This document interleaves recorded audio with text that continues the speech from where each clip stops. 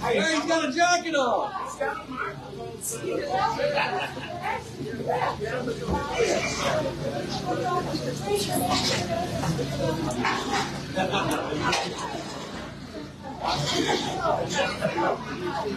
Here in Texas, we usually see people coming through the street.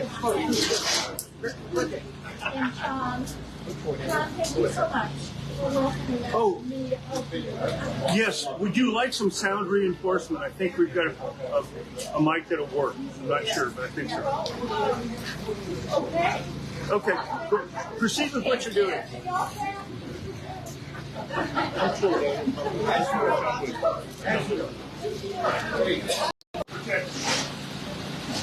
And Helen, everything she has said and done is honoring her position. I have heard, although I've not read everything, that there are character attacks being made on her right now with nothing. She's clean as Kleenex. And it must be very frustrating to the people that are trying to besmirch her, that they couldn't come up with anything. So they make some stuff out of whole cloth.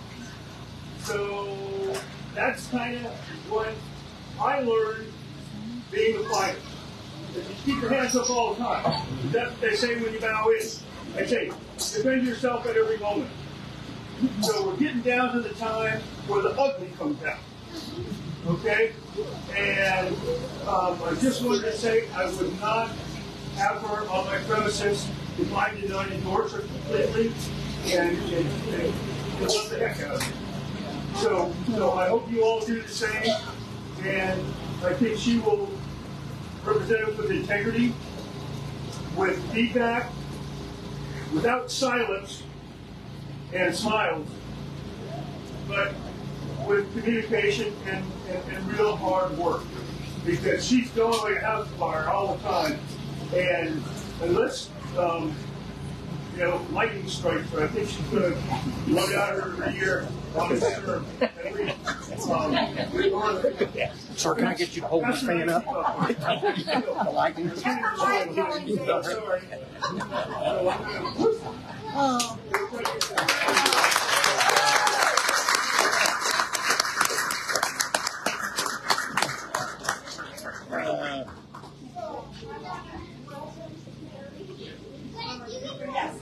Yes.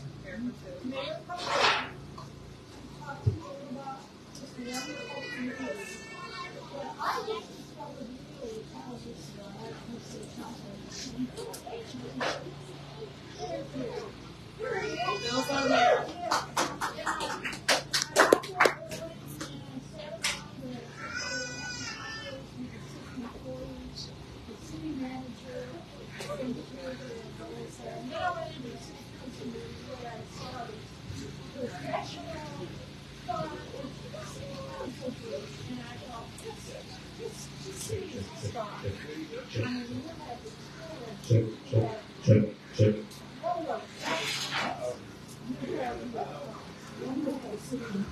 So, we're looking at what kind of things and follow our plan.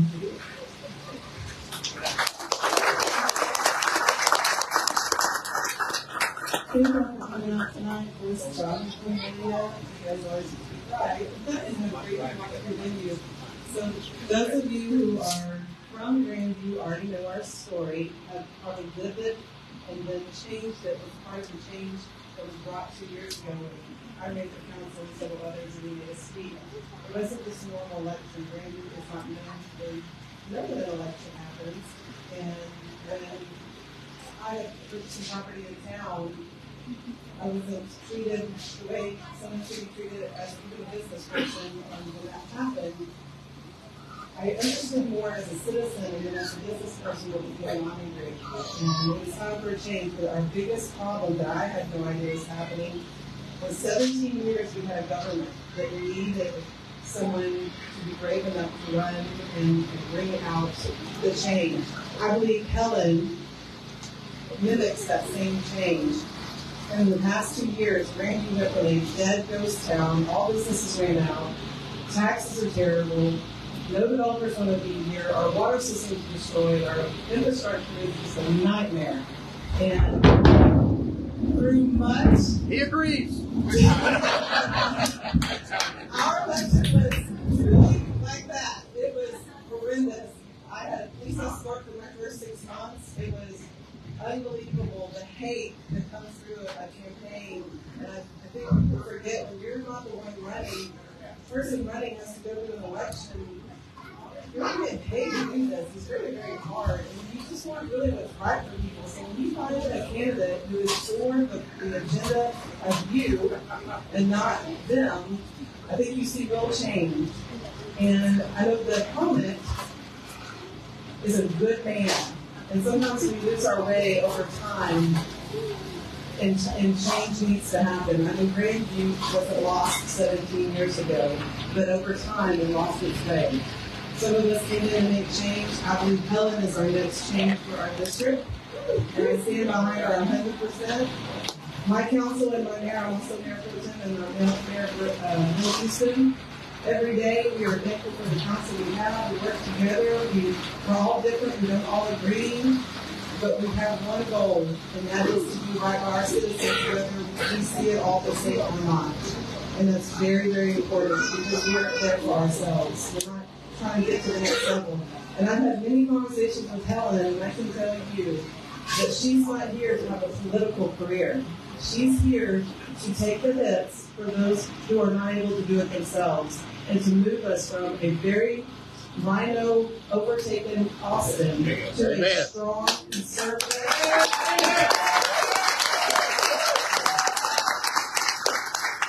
And when you do your hard work and stop looking at your friends, then you realize how someone has voted, whether it's this race or any race. Look at how they voted. Look at who's supporting them, and are they giving that money back when it's not someone you would want?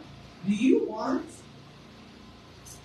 transvestites and the LGBTQ to be in our elementary schools and be a prominent woke movement? Because Texas and Austin has moved us for that. And that did not happen because Democrats rule our state. That happened because Republicans crossed the line and voted when they shouldn't have with their own agenda, and they lost their way. And that is not going to happen with Helen. That's right.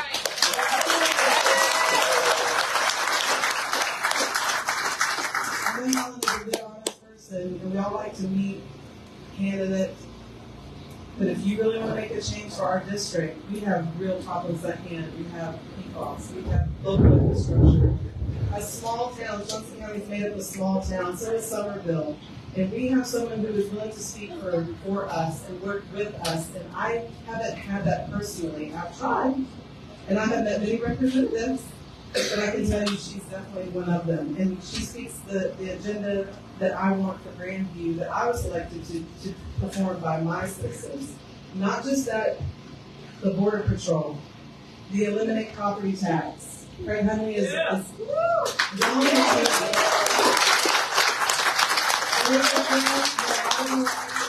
Horse Farm, eliminate property tax, moving businesses here, and keeping our government local. It's hard. It's easy to say it. It's another thing to do it. But if you want a living, breathing proof of what can be done in a short period of time, Grandview has done that in 2 years. And we've all worked very hard collaborating together. And now we work with our county, and I'm excited to work with our next new state representative. Thank you.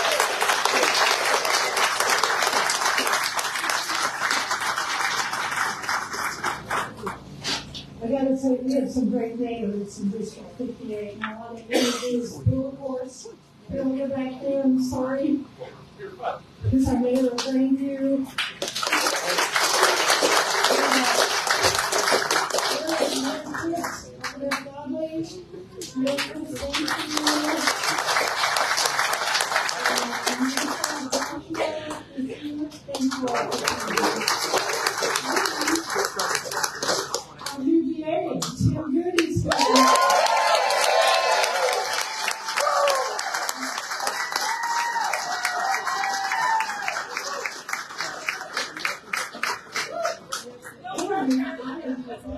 Introduce next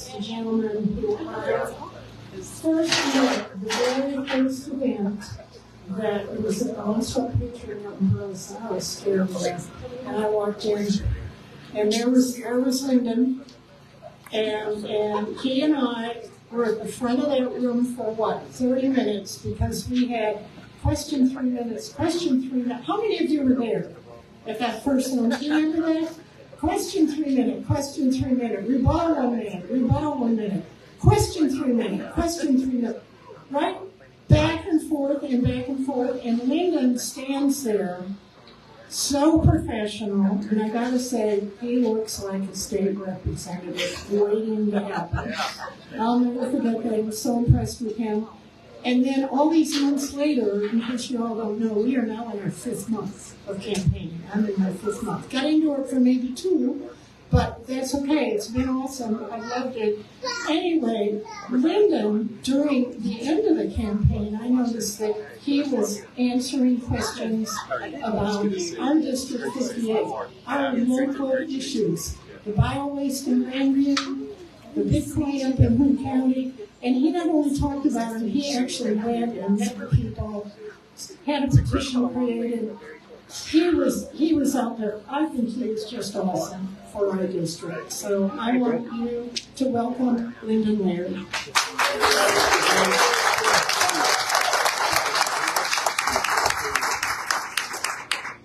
Thank you, Helen. It's good to see you all. Many of you I know. And I want to thank John and Cornelia for putting on this fabulous event this evening. And this says a lot for Helen's candidacy, that there's such a tremendous turnout as we have tonight. I had the great privilege to run against Helen to be your state representative, and she will be the next state representative.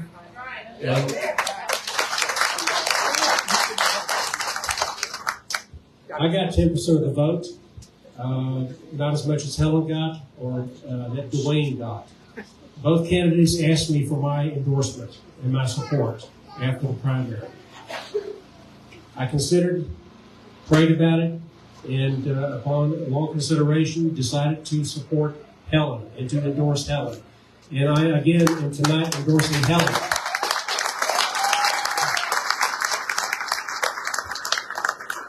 She will be a great state representative. She knows the issues. She has been a tireless worker. It has been amazing to me to watch her tireless effort in this campaign. And she'll do a good job for us on the issues that are important to us. Issues like the out-of-control property taxes that we have. Issues like an out-of-control border at the southern border here in the state. Issues like inadequate choice, school choice. She's on top of these issues, and she will represent us and make our voice heard down in Austin. How do I know this? She will make your voice heard because the leaders in Austin will listen to her. They respect her. You cannot say the same thing about her opponent, Mr. Burns. The governor has been actively campaigning against him. The governor endorses Helen to be your state rep. Donald Trump endorses Helen to be your state rep. The Attorney General endorses her. The Lieutenant Governor endorses her. She will have their ear down in Austin to make your voice heard.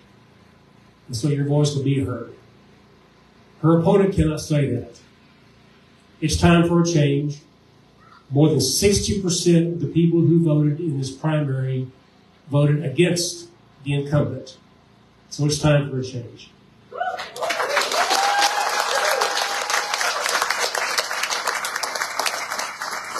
And so thank you for endorsing and supporting Helen. And again, as you know, this is a runoff. It's not a primary. And as Robin Wilson can tell you, historically only about 1/4 as many people vote in the runoff as do vote in the primary. And that's important because that means that if just a few more people vote for Dwayne and a few less people vote for Helen, the results from the primary can be flipped and Dwayne can win. So please remember to vote. Vote early.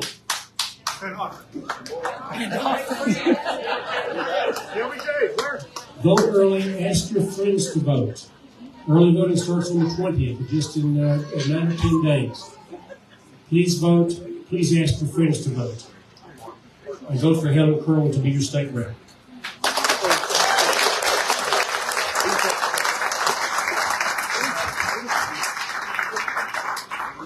I think he'd be an awesome district judge. What do y'all think?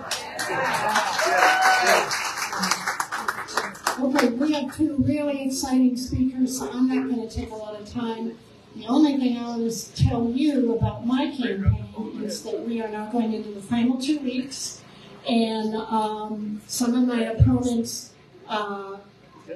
mayors, have come out, and you're going to see a lot of things that are not true. I just want you to know that. Just do research. And I'm just warning you, I'm not a communist. I think that's the word. So this book right here is what I just want to introduce, what I want to talk to you about, actually. And it is about what is happening in our House of Representatives and who is running it. I did not know about this till about 3 months after my campaign, because I was campaigning on my points, which you all know are the border, school choice, and eliminating property taxes. And as I got deeper and deeper into the issue, I learned why none of the bills had passed, why 8 of the priority bills for the Republican Party that came out of our state convention did not pass. And it is because, when I read the book, we have Democratic chairs, we have Democratic members, they've killed the bill behind a door, shaking a hand, and our conservative agenda is dead. So I got a hold of this book, and then I met Representative Brian Harrison, who's going to be speaking. And he wrote the contract with Texas. And when I read this, and I read his 12 proposals, I thought that is what I need to campaign on right now, so that all the other issues that I want to support can get passed and get proposed in Austin. And the number one thing I liked here was way down here, Brian, I think I told you, to allow audio and video recordings of all House proceedings.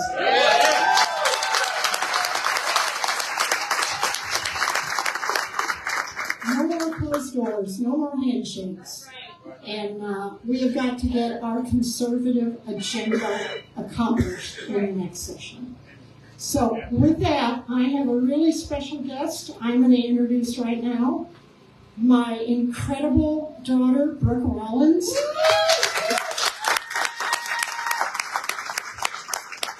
My pride and joy, she started TPPF, then went on to Trump's White House, and then, of course, established the America First Institute policy that is crafting conservative bills for all of America.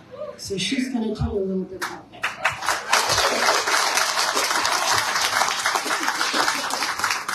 How about the next state representative from HD 58? Yes. Let's go. It's funny, my sisters, and I'm sorry my sisters can't be here.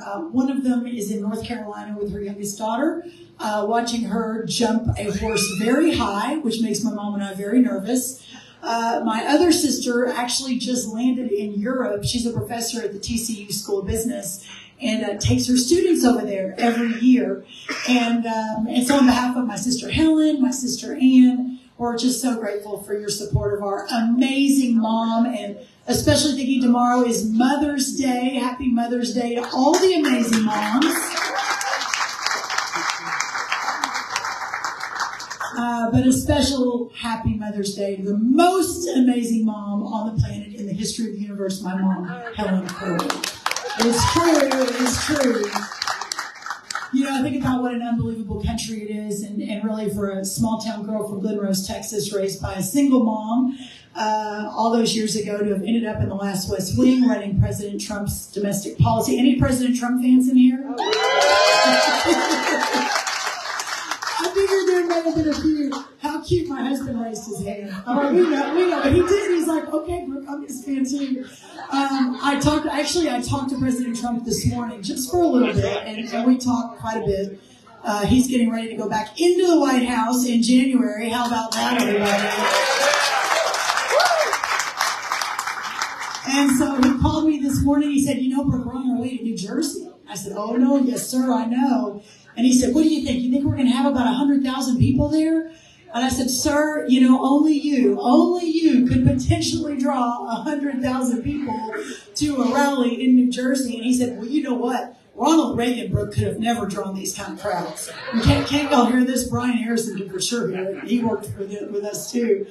And I said, no, sir, I think you're right. I don't know that Ronald Reagan or frankly, and I mean that sincerely, frankly, anyone in the political sphere could ever draw these kind of crowds. And he said, well, for sure George Bush could have only drawn about 25. And I was like, well, that's probably fair too.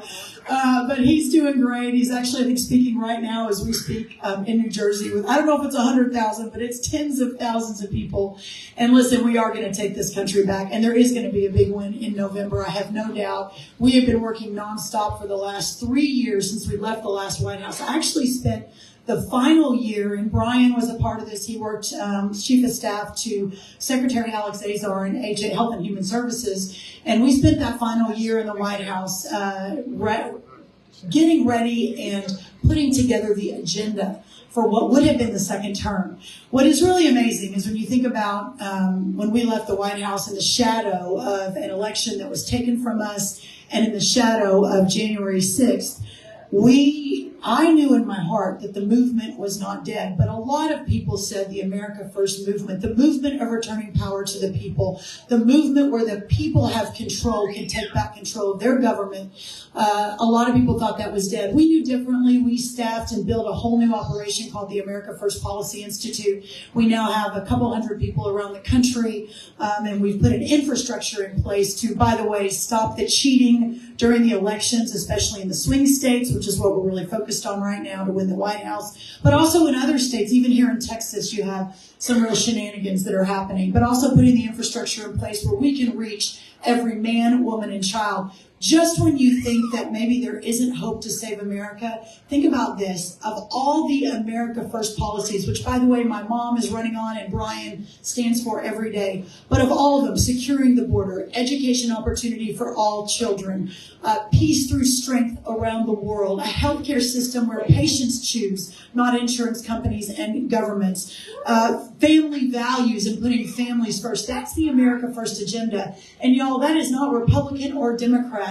What that is up or down. What that is conservative versus liberal. And when you ask Americans where they stand on all of those issues, 85% of Americans are with us. 85%. So that means all of the Republicans and half of the Democrats. It's just up to us to reach those people that think they're Democrats but really are with us on the issues, that don't want their children going into transgender bathrooms, that don't think it's okay for a government to allow gender modification at a young age, that disagree with no border where anyone, including 11 million illegal aliens, have crossed in just 3 years. Most Americans are with us, and this is why I am so encouraged. This is why President Trump will win the White House back. This is why we will win the United States Senate back. This is why we will expand our majority in the Texas House. And this is why Helen Kerwin will win and go to the State House with Brian Harrison this fall.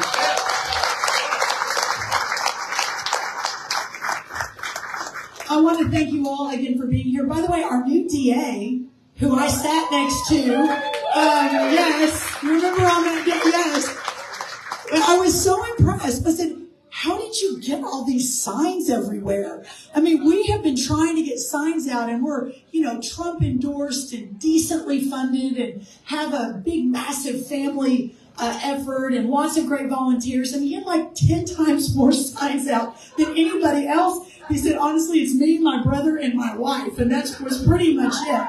So I said, wow, what an amazing, I didn't know he was going to win that day, although I had a really good feeling. I said, what an amazing, incredible incredible American success story where you can run against a decades-long incumbent and just through a vision and hard work and a lot of sweat, probably a few tears, I don't know if that's your wife standing beside you, but God bless you and really proud of you. And then all the mayors that are here I heard introduced, thank you for all that you do as well. Very quickly, my awesome husband, Mark Rollins. Mark, come here. Come up here with me. Look at that. Look at this. 25 years. 30 years since we've been at Texas A&M. We're about to introduce the main star of the show, but I want to let Mark, he doesn't know I'm about to do this. He's come to almost all of these events. He's supported his mother-in-law and has been so awesome. And maybe you just have a couple quick things to say, and then we'll introduce the amazing Brian. Wow. Well, maybe we just rode for an hour. You could have told me. So, yeah, I would have said that. So, look, it's a huge privilege to be here tonight, be here with all of you. One thing I can say is that if you elect Helen to represent you, she's always going to work for your behalf. She's not going to be beholden to the special interest. She won't take lobbyist meetings. She's going to work for you. She's going to put this district, District 58, first. And it's been a while, y'all, since you've had someone in that seat that's done that. And all you have to do is look through his donations and who's giving to him, and it's special interest after special interest after special interest. So if you want somebody to go and represent your values and work for you in Austin, you couldn't have a better person than my mother-in-law, Helen. So, Helen, really excited about this opportunity for you. All right, with that, I'm done. I'm back to work. How about that, Mark Rollins? Wow! I also have two real cute little girls running around here, 14 and 16. It's lucky they disappeared. I might ask them to speak too. But that's Anna and Lily. We pulled up and they said, we're so glad to help Grandma, but Mom, there's an ice cream truck here. That's like really exciting. So they're running around here somewhere. Listen, what an honor to introduce Brian Harrison. I know who wants to say just a couple of words. Brian and I, as I mentioned, worked together in the last White House. Why Brian? Not only is Brian brilliant, not only is he a warrior for liberty and for freedom, not only is he really made a mark in a very short period of time in the Texas House of Representatives, but Brian actually, and Brian doesn't know I'm going to say this about him, I'm not even sure we've ever even talked about it, but Brian was the first member of our administration, again, in the darkness of November 3rd, which was an election that was taken from us, in the shadows of January 6th, a lot of conversation about America First being dead or done, that things were going to go back to the old way of doing things. And what Brian represented coming out of our White House and our administration and immediately jumping into politics and into a race that he was not supposed to win, and then he won. He was the first man or woman in the entire country that came from the Trump administration. Eventually there was Sarah Sanders and a bunch of others, and of course Donald Trump's running again. But Brian was really the first one out of the gate. And when Brian won that seat to go to the Texas House and to represent the America First agenda, and frankly to defend the legacy of Donald J. Trump, when he won, I already knew we had a really good trajectory to win the country back for the long haul, for the 100 years, not just for the next few years. But that win for me represented so much that a lot of people weren't sure that we were going to be able to continue, and he proved that we could. So not only is he a warrior in Austin, not only is he an amazing representative for his people, not only is he leaned in a way that I haven't seen many lean in to ensure the right people are elected, like my mom, but he's got such an incredible future, whether here in Texas or in Washington, to continue to fight the good fight as we're all called to do according to Scripture, to be the salt and the light and to fight the darkness every single day. Please help me welcome Brian Harrison.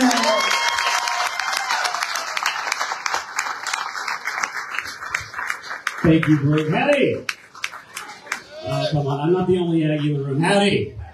There we go. Guys, I'm so excited to be here with you. How many of you are excited to elect Helen Kerwin to the Texas House of Representatives?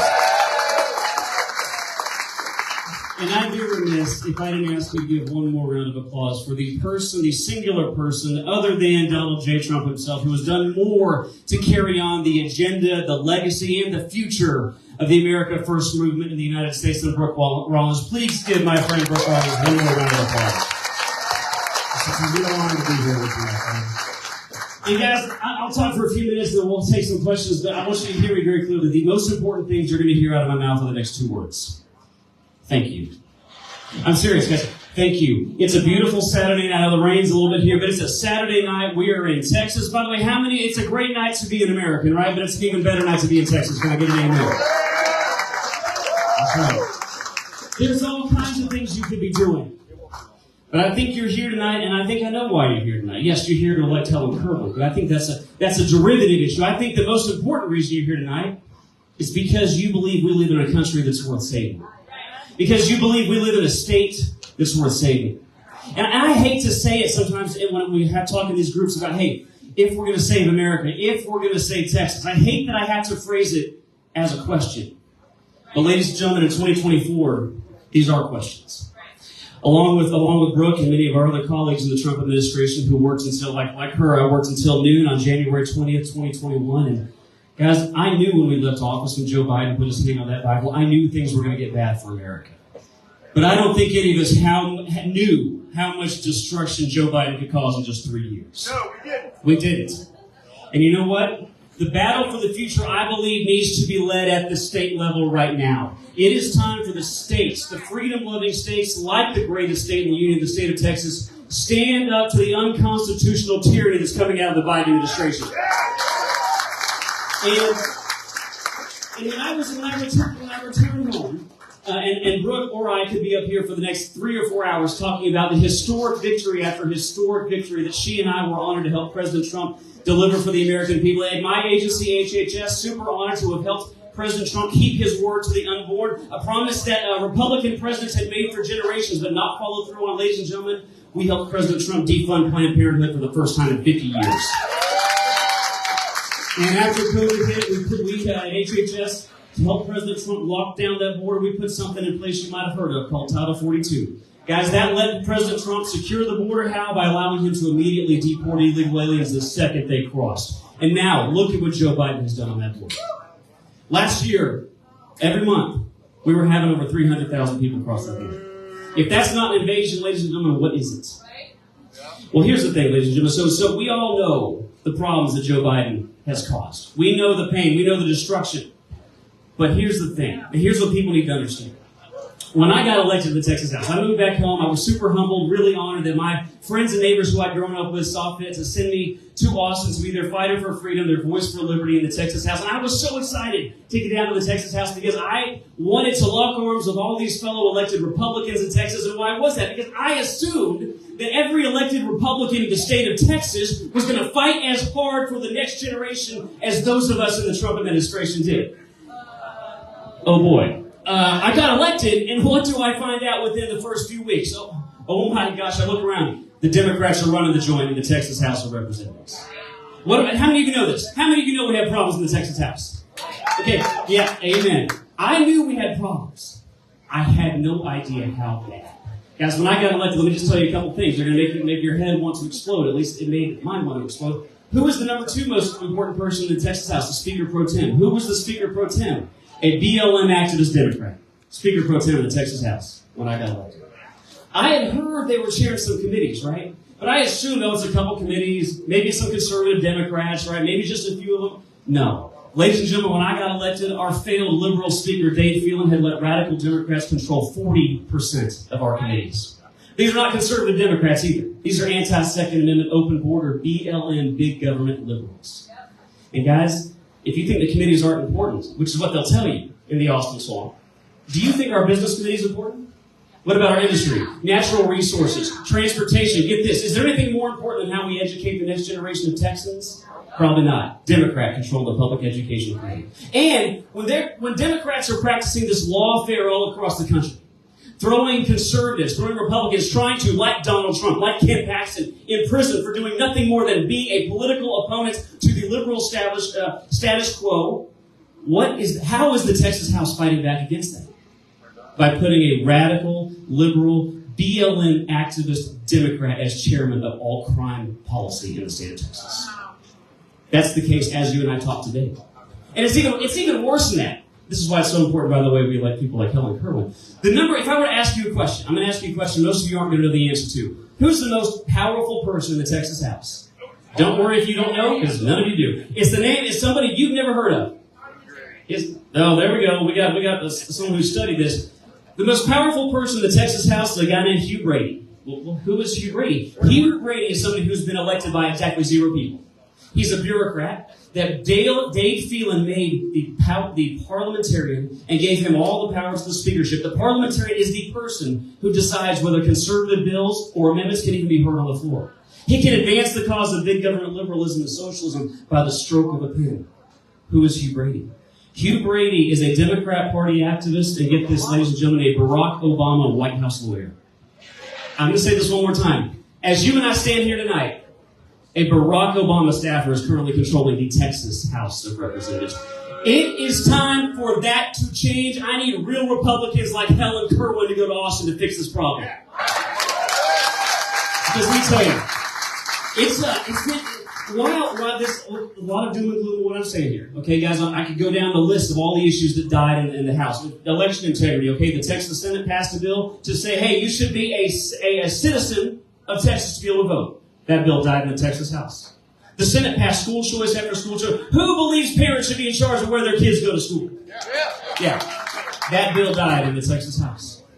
I could be here all night talking about the liberal bills that passed. We blew up our budget. We grew government 25% in just one session. Conservative priority. I'll tell you something a lot of folks don't know. The Republican Party of Texas asked us in the Texas legislature to do only 8 things. 8 things, guys. I probably took 2,000 or 3,000 votes. The Republican Party activists asked us to do 8 things, like school choice, like securing the border. The Texas House leadership said no. These are Republicans, by the way, Republicans. They said no. We're not going to pass the Republican priorities of the Republican Party of Texas, but what did they do instead? They put over 500 Democrat bills on the floor of the Texas House. And Brooke can attest to this, guys. I was so shocked learning all this when I got in the House. But it reminded me of something. And Brooke knows about this, and we could be here all night talking about it. When we were in Washington, D.C., working for President Trump, every conservative victory that we dragged across the finish line, there was a coalition, 3 parts, that fought us tooth and nail on everything we tried to do. Yes, the radical Democrats, you know that. Yes, they're mouthpieces in the mainstream media, you know that. But the third, and perhaps the most egregious of them all, were weak, liberal, establishment Republicans. How many of you believe that if you run for office with Republican by your name, that should mean something? It has to mean something, ladies and gentlemen. People ask why I do this, why people like Helen Kerwin are me. Guys, I've got 4 kids, and by the way, if you don't mind, just give a quick round of applause for the person without which I couldn't be here tonight. My beautiful wife, Tara, who's sitting right there, and my 4 kids. People all the time ask why I do this. Why do people like Helen run? Ladies and gentlemen, I am terrified for the future of our state and our country. If we do not course correct quickly, guys, we're taking on $1 trillion of debt every 90 days. The next generation is going to be bigger. Now let's talk about education for 2 seconds. If we continue this trend, only 23% of Texas 8th graders can do reading and math on the grade level. Only 23%. And if we have these trends continue where education plummets, but liberal indoctrination is on the rise, within 1 generation, every freedom and liberty that our forefathers fought and died for will be on the chopping block.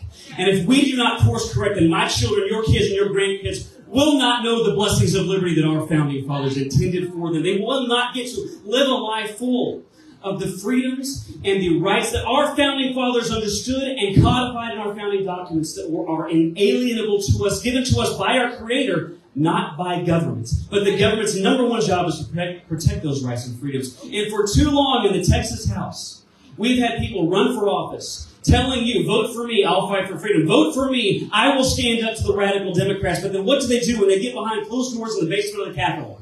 They vote to put those same radical Democrats in charge, and then they collude with them to destroy liberty. And Brooke, that might be swampier than anything we ever dealt with in Washington, D.C. Ladies and gentlemen, we need people like Helen Kerwin who are going to remember that it's you that they fight for.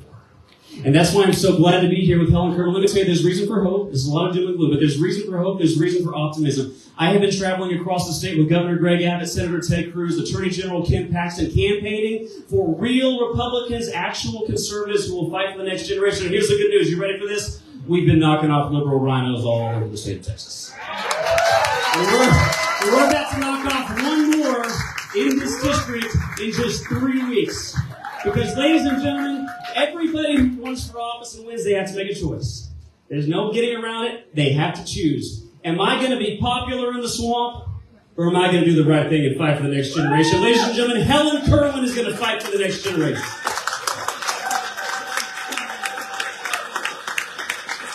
So please, she almost won in the first round. We got 3 weeks to go. Do not take it for granted that she's going to win. Okay, believe me, the swamp never goes down without a fight. They're going to spend a fortune making sure somebody like Helen Kerwin, who is accountable to you and not to the liberal special interest, goes back to that seat. And guys, if we're going to save the state of Texas, it's not going to come from the top down. It's not come from the liberal special interest in Washington, D.C. or Austin, Texas. It's going to come from the bottom up, from the grassroots, like every one of you. So thank you for being here tonight. Thank you. Do not stop for the next 3 weeks. Before you go to sleep tonight, look through the contacts in your phone.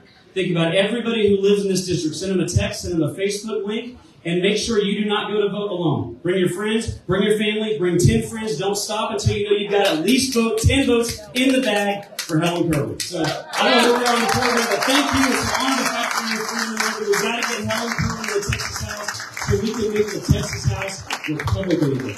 So I'm happy to take questions or whatever you do, but it's great to be here. Any questions? You're running for speaker. I get asked that a lot. What I care about right now, what I care about is reforming the Texas. I care not so much about who the speaker is. The most important thing right now is to reform the Texas House from a liberal den of corrupt dysfunction and into a body that actually represents the wishes of the people of the great state of Texas. That's what we're working for right now. And that's why, by the way, I didn't even get to talk about this. Helen Kerwin, one of the ways you can know she's going to do the right thing is because she put her name on a piece of paper. She, unlike her opponent, by the way, her opponent who at least on 2 separate occasions literally voted to put liberal Democrats in charge of the Texas House. Helen would never vote to put Democrats in charge. What Helen's doing, Helen put her name on the contract with Texas. The contract with Texas says we're going to elect a real Republican speaker. We're going to put Republican priorities on the floor before the Democrat bills. And here's one of my favorite things it says. We are going to take power away from the speaker by stopping him from handing out political funds so we can stop buying support to kill your priorities in the hope of darkness. That's how you know you can trust Helen Kerwin. Yes, sir. During the last session,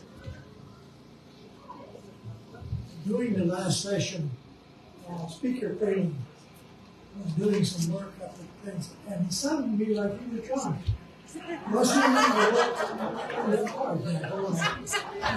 Yeah, it's just one of those, what are you going to believe, Dave Phelan or your lying eyes? Okay? Listen, so no, the Speaker of the House, I firmly believe, was presiding over the chamber 3 sheets to the wind. And have y'all seen this video? Okay, you've all seen the drunk Dave video, right? Let me tell you something, because that video, yes, it's kind of, it is what it is. It's humiliating. It's embarrassing. It's disqualifying. He should step down the next day. That's right. But let me tell you, it wasn't just that he was up there presiding over the Texas House of Representatives 3 sheets to the wind. He was.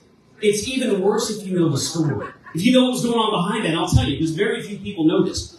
The first words out of his mouth in his slurred speech, he says, Representative Kimball brings an amendment. I'll translate this, okay? What he was saying is, Representative Kimball, who's another rhino that we're about to knock off in 3 weeks, brings an amendment, and what would that amendment do? I'll tell you this. How many of you believe, as you're paying way too much for property taxes, let's tangent real quick, who's ready for us to abolish property taxes? If you got your appraisals, you're ready to abolish property taxes. Okay, we were trying to keep you, through your property taxes, through your education tax money, from being forced to fund radical leftist Marxist DEI in the public colleges in the state of Texas. That's what we were trying to do.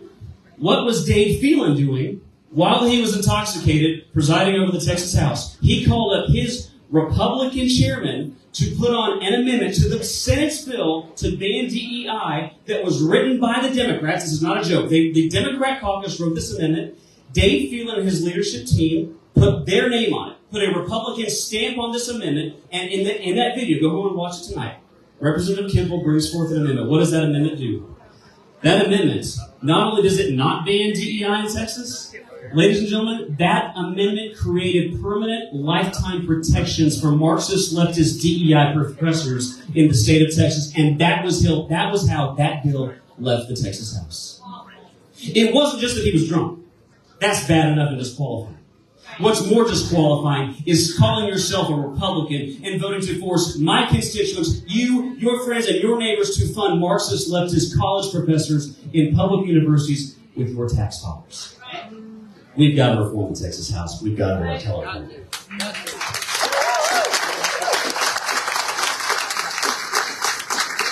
Any other questions? Yes, sir. How about eliminate property taxes so we get our schools back under control? Never-ending property taxes are immoral. They are unethical. They prevent any Texan from ever being able to truly own your home. If you're responsible, you pay off your mortgage, you can call yourself a homeowner all you want. But let me tell you what. You're just a tenant, and the government is your landlord. We've got to stop that. And we can do it. We get enough people with courage, like Helen Kerwin of the Texas House. We can finally allow home ownership in the great state of Texas for the first time. Yes, ma'am. I grew up in Texas, in a little town called Sanderson, in Carroll County. Yep. As a teenager, I had illegals walk through the front door of my house. Oh. And we had to put it off in their residence. Yeah.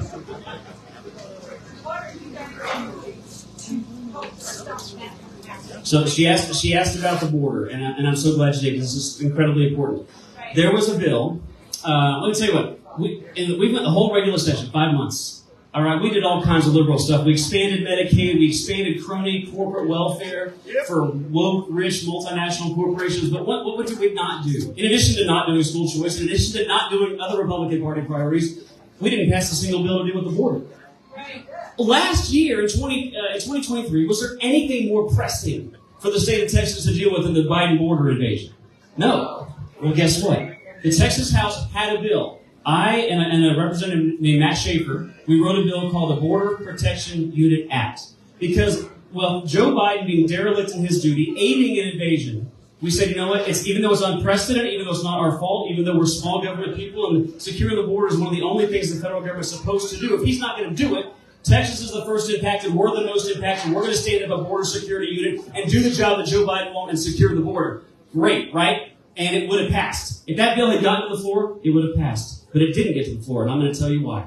It's one of the reasons on the contract with Texas that we have right here. I'm going to read something to you that's going to sound a little bit boring. It says, stop parliamentary abuse by requiring only substantial adherence to House rules to keep hyper-technical points of order from killing Republican bills.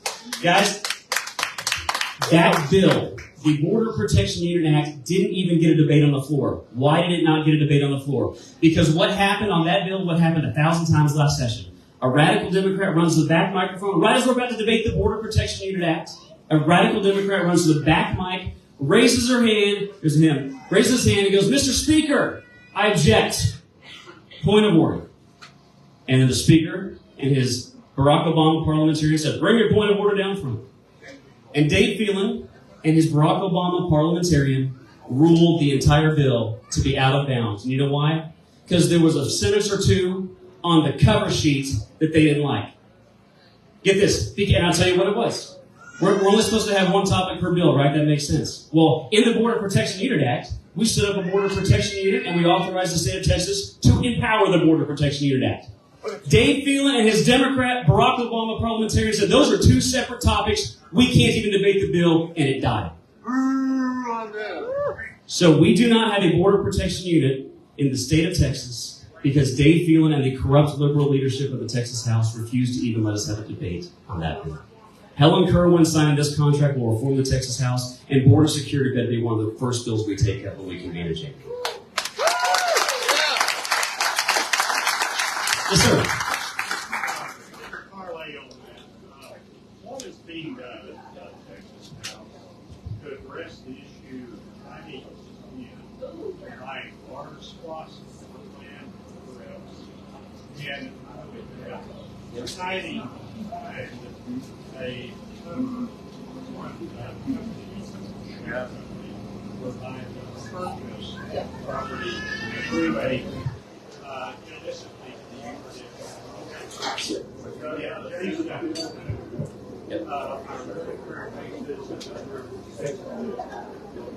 So for those who couldn't hear, he asked, I'm going to shorthand your question. He said, why can the Communist Chinese Party still buy farmland in Texas?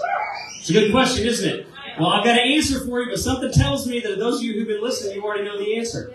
The Texas Senate passed a bill to stop Chinese Communist Party from buying up Texas farmland to end the national security threat that poses. And what happened to that bill when it got to the Texas House? Our failed so-called Republican liberal speaker handed it to one of his liberal committee chairmen, and that chairman never even gave the bill a hearing. There's no justification for it.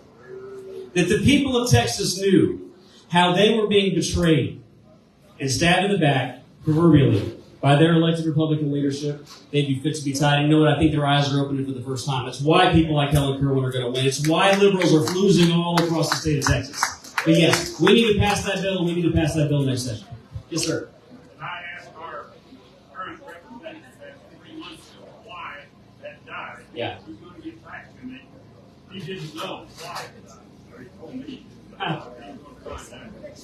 don't know what's a bigger problem. If he didn't know, or if he wasn't telling you. And I will tell you this, you can look it up, and I can send you the sheet from the journal. It was passed the Senate overwhelmingly. Common sense bill. It gets to the Texas House.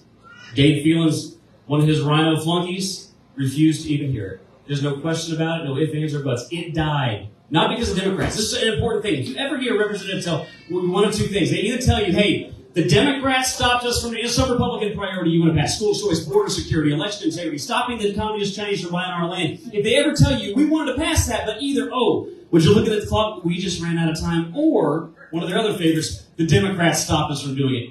Guys, there ain't enough Democrats in the Texas House to pass a birthday resolution if Republicans don't help them. Those bills died, and they died because of Republicans who colluded with the Democrats to harm the next generation of Texans. And we need real Republicans in the Texas House. Any other questions? Yes, ma'am. What are we going to do to reform the education system in Texas? Because I see a few problems. Number one, we have a lot of liberal policies coming out of Austin that are filtering down. That is DEI. That's also Title IX changes. Yep. But also our financing. I mean, we have a runaway TASB system that is pushing processes to our schools that are making our schools in deep, deep debt, and then they're turning to TAs having to take over them. So I'm wondering what we're going to do to turn this around, because when you talk about indoctrination, right, in our educational system, if we don't turn this around, then our republic falls. You hit so. That's Yeah. a huge problem. So she's asking about the issues of public education in Texas. I'm so grateful for you. You asked a lot of questions there. I'll try to do it as condensedly as I can. So I do serve on the public education committee. My kids attend public schools in Texas. Let me tell you, the number one most important thing that it's necessary. It's not going to be sufficient, but the number one most important thing that we've got to do in our education sector is insert competition into education and let parents be the final say with where their children attend school in the state of Texas. That is the most important thing that we can do, is put the parents in charge. And that's why we've got to pass school choice, and I'm so grateful to Governor Abbott for his leadership on that issue. We've got to get it done. The Senate passed it, like common story. Senate passed it, it died in the Texas House. But I'm going to answer another thing you said, because you talked about TASB, you talked about liberal indoctrination. Let me tell you something you probably don't want to hear. This liberal indoctrination you're talking about, the efforts to put radical Marxist ideology in the classroom, to put sexual predators into little girls' bathrooms through Title IX, get this. If you're paying property taxes to your local ISD, if they have not pulled out of something called TASB, the Texas Association of School Boards, you are funding that. You're funding it. You are paying, this is not a joke, when there was a bill to keep men out of little girls' locker rooms 3 or 4 years ago, there was a lobbyist from TASB who you paid for with your school property taxes. They sent a liberal lobbyist at your expense to go lobby to put men in girls' bathrooms in elementary schools, public schools in the state of Texas. They are lobbying for and support of Biden's woke indoctrination agenda in the state of Texas. So here's how we solve that. We've got to pass school choice, but one of the biggest things we've got to do to pass not just school choice, but all of the other conservative priorities, We have got to finally ban taxpayer-funded lobbying in the state of Texas, because your money should not be weaponized against you and against your children. Yes, ma'am. Parents should have a choice.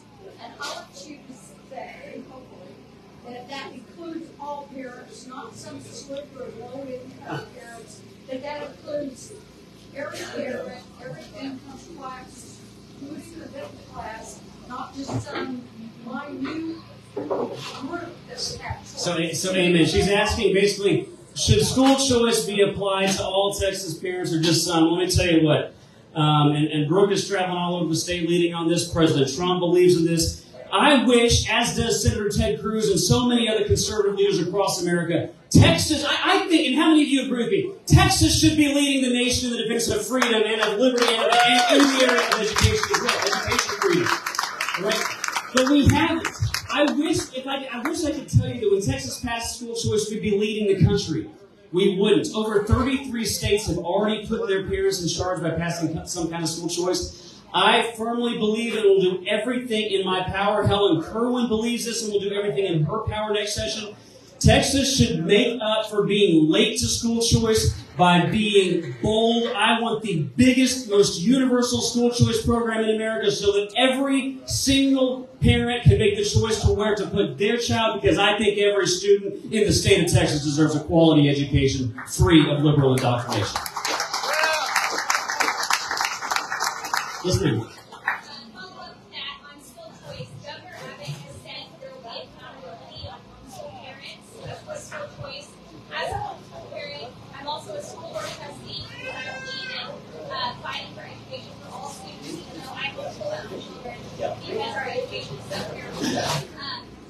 However, as a homeschool parent, I pull my kids out of government education because what EAs have these schools have to teach that goes against my religious beliefs.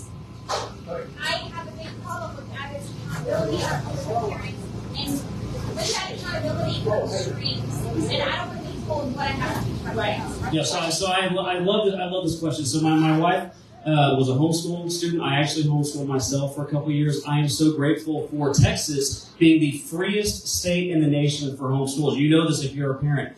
I am committed, as is Governor Abbott, to making sure that we have no increased regulations on private school and on homeschool. And if you look into the bills, the serious ones, here's the deal. There was a lot of confusion last session because, again, the failed so-called Republican leadership of the Texas House, when they went to go write the school choice bills, well, who did he give it to? Did he give it to real conservatives to write the school choice bill? No. He gave it to liberals who hate school choice, and he let them write a terrible school choice bill. And I actually spent a lot of my time in the Public Education Committee fighting to make sure that we do not increase government regulations on private school and on homeschool. And let me tell you what, by the way, it's one of the reasons, I never talk about this, but I was so firm on that our failed liberal speaker took me and the other real conservative off of the Public Education Committee so that he could put a bill that had problematic provisions into it. I'm here to tell you, and I've said this all over the state, and by the way, I know Helen Kerwin believes this too. We are not going to ever support a bill that gives school choice to parents that also puts government more entangled in the affairs of homeschools and of private schools. We can empower parents and we can protect the freedoms of homeschoolers in the state of Texas. We can do both. We have to do both, and I believe we're going to get that done next session. We have to. I agree. I will not vote for those bills that increase those regulations. What percentage? And I don't know how we're doing on time. Are we okay? Or I can go all night, but this is the Helen Kerwin show.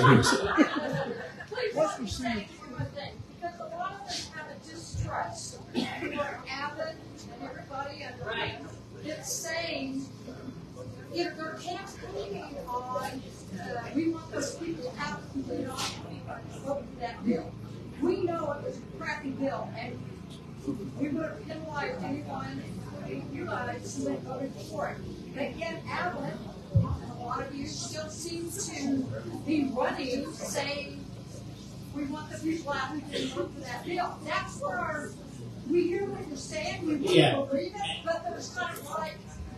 And only in the interest of time, I'll be brief on that. The underlying bill had very real problems. The vote was to pull out the better parts of that bill. That was the amendment to strip out the school choice provisions. That's the vote everybody was talking about. There was never actually a vote on the underlying bill that had a lot of problematic provisions. I am committed, and this is why it's so important. I can't stress this enough. I'm here to support Helen Kerwin, not just because I believe in Helen Kerwin, because I believe how important it is for Texas to assume its rightful place leading the nation in the defense of freedom and liberty. And by the way, I view this as a freedom issue, education freedom.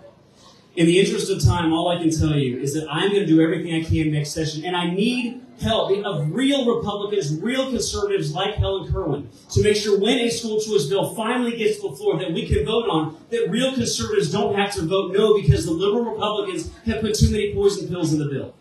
We need a clean bill that empowers parents and does not increase government regulations on private school and homeschool, and that's why it's so important. You help me elect Helen Kerwin to the Texas House of Representatives.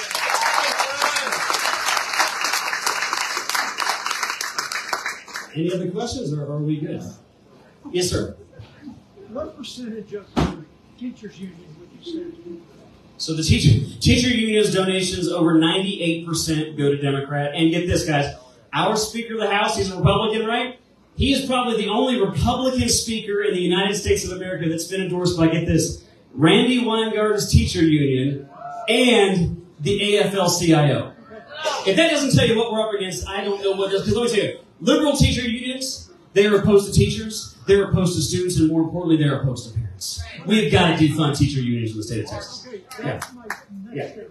If you get rid of the teachers union, you wouldn't have to have all these bills for schooling and stuff. You'd get rid of all the garbage because they're running all the local tutors and everything else. It would help. And it would help. He's asking if we got rid of teacher unions, wouldn't that help a lot on the other bills? It absolutely would. But here's what's more important than getting rid of the teacher unions, guys. Because it's not just our speaker that's endorsed by the teacher unions. Over 22 of my Republican colleagues have taken endorsements from the radical leftist teacher unions. And that's why I can't say it. I feel like a broken record, but please, for the next 3 weeks, get up every morning, go to bed every night, thinking about how you can help us elect Helen Kerwin, because if I still have a quarter of my caucus in bed with the liberal teacher unions, nothing else matters because they're going to sell us out every time there's an opportunity to pass a pro-liberty, pro-parent bill, especially on the area of education freedom. So teacher unions, we got to get rid of them. But let me tell you what, if I don't get people like Helen Kerwin in the Texas House, it's not going to matter.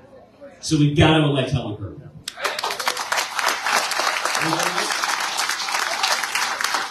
Well, guys, if I could sum up everything that people, real conservatives across the state are trying to do, people like Helen are trying to do in one sentence. First of all, it's an honor to be with you tonight. I'll just tell you what, if I could sum it up in one sentence for you. I want government to be as irrelevant to our lives as possible so we can be as free as God meant for us to be. God bless you. God bless the great state of Texas.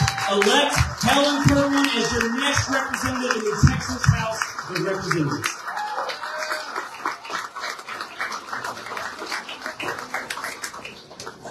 Okay, how many of you think he would be an incredible speaker?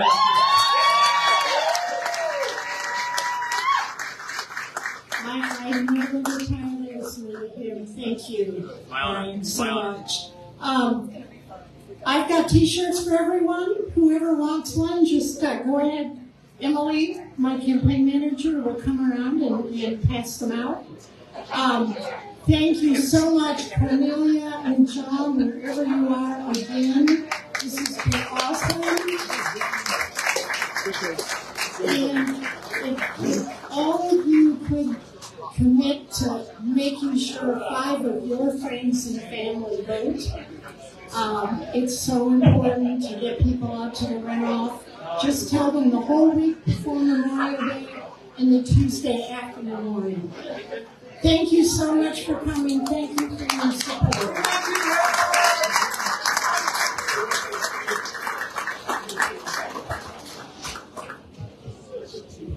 Hi, I just wanted to kind of close it up a bit here. Please look around, not at me, but at everyone else in the room. These people in this room are dedicated to bringing America back to the greatest nation in the world. That's right. I thank you for coming out because you went out of your way to do this. I thank God because He brought some rain to condense everybody in here so we can have this kind of a conversation. It is a miracle to watch America divided and the energy people put into unifying it again. The whole, I'm sorry to say this in front of everybody, but the whole Obama regime was about division. This current regime is about complete division and social stratification. What does that mean? That means there is an underclass and an upper class. And that is un-American. So every day I wake up and I say, give me God, give me clear direction. And the direction is to stop them. So thank you for coming out. I really appreciate it.